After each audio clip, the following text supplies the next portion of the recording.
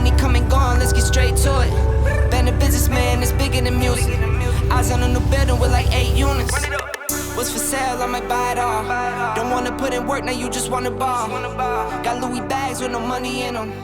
Bigger the lie, the harder they fall.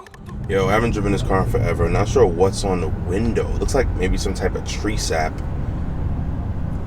It does look, definitely does look like it's gonna rain. We'll roll the window down for realistic observation. It does, yeah, it looks like it's gonna rain. There's a difference between my window tint and outside, which looks bad until you roll it all the way up.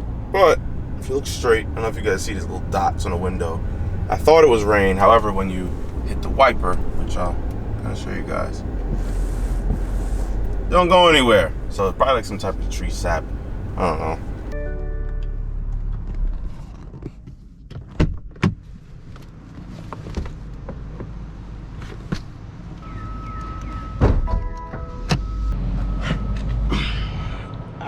What's up, guys?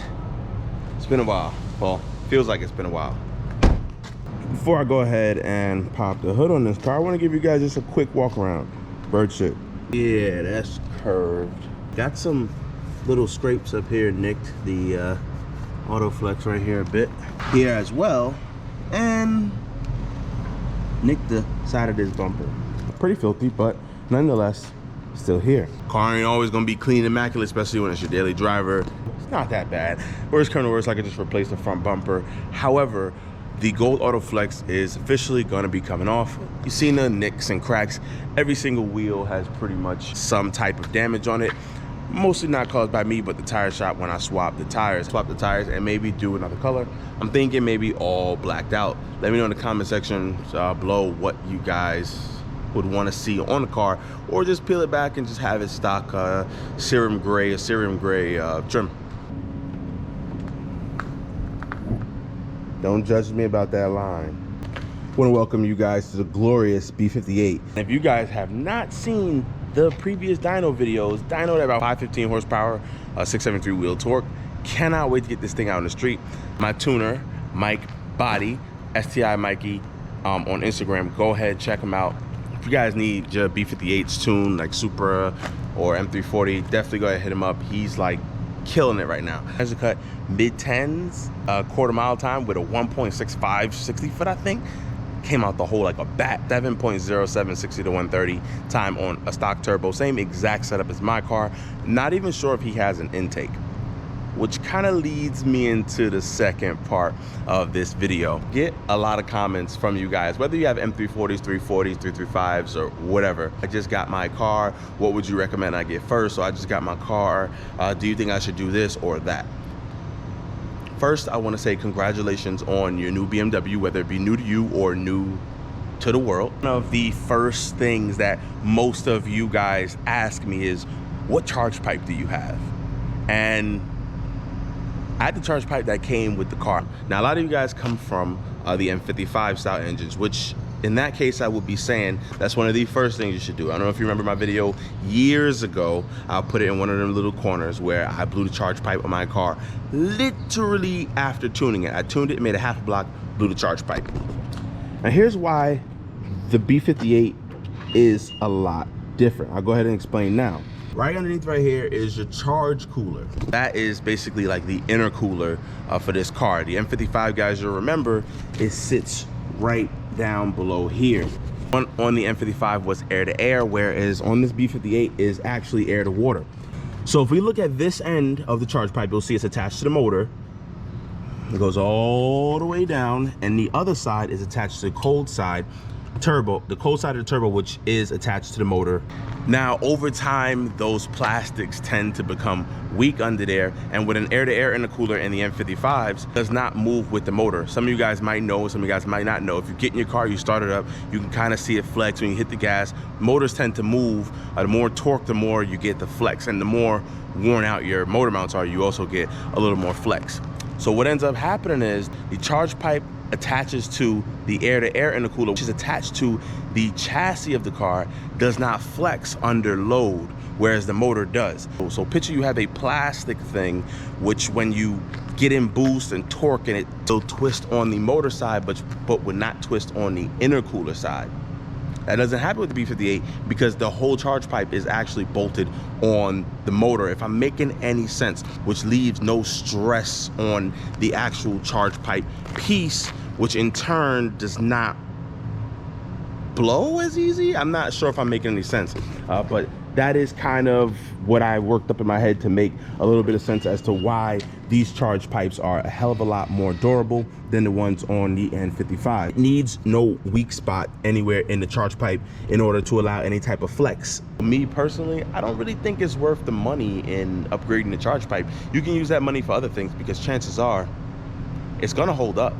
Contrary to what we've been told and everything, you guys might think I'm insane, think I'm like highly irresponsible. Oh my God, Mike, what's going on? You're not doing any of these things to your car to go ahead and prevent like any type of catastrophic failure? No, because well, one, no catastrophic failure will ever happen.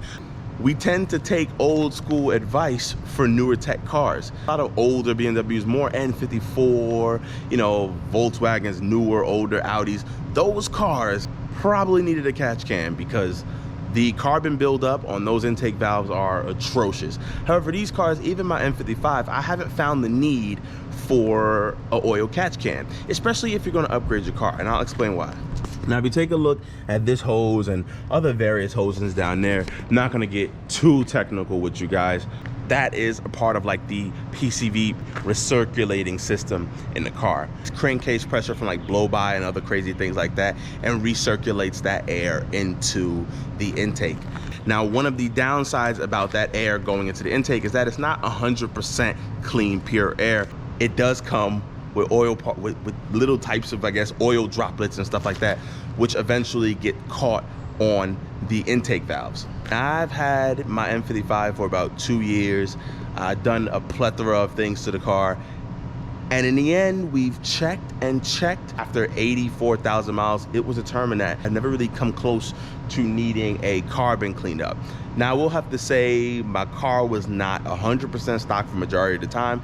I made some changes, and you can make those changes as well, or you probably have made those changes, which actually would render your car useless for an oil catch can. While I don't even think you need one remain in stock in these newer cars, especially B58s, I will say doing something like a port fueling system will in turn clean up or prevent any carbon buildup from happening. So if you're running port, you don't need an oil catch can. It's already cleaning it.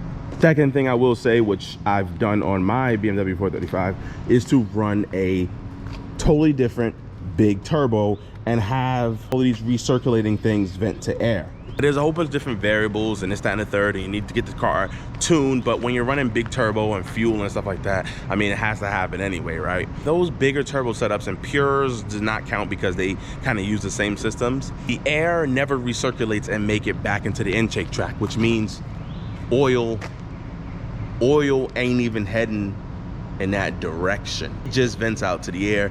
And one of the downsides about that is when you're heavy on the load and boost and stuff like that, you may smell a little bit of oil because it vents to the atmosphere. However, I mean, hey, listen, if you're doing a big turbo, full-on build, gutting your car and stuff like that, none of that should really matter. So that is second on my list of things that, in my opinion, you don't really need in your car. You're just wasting your money. Knowing what I know from these M340s, I'd invest my money somewhere along the lines of maybe brakes. My car came with PS4, so don't really need to upgrade the tires, but if yours don't, consider getting them. A couple other things, aesthetics really.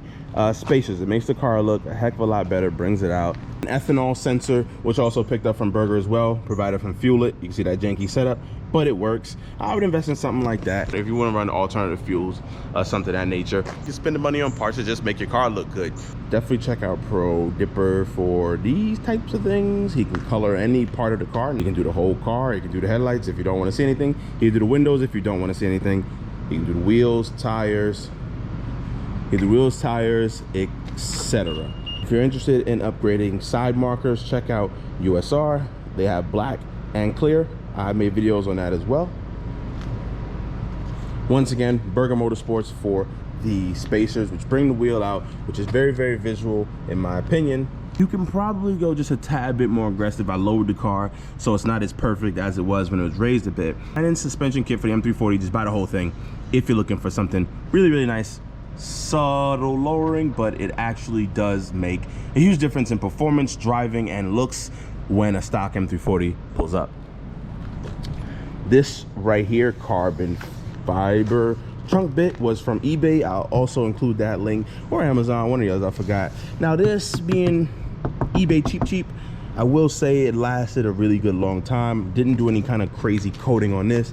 However, it is fading. You can tell it's kind of sounds pretty much dry. It's fading. I have to find the links for these as well, but these I probably paid about 30 or 40 bucks for, believe it or not, were like these sequential smoked taillight mirror indicator thing, which is pretty dope as well. Also, you can pick up some carbon fiber or anything mirror caps, or head out to Pro Dipper and have him spray yours in a custom color that you might like.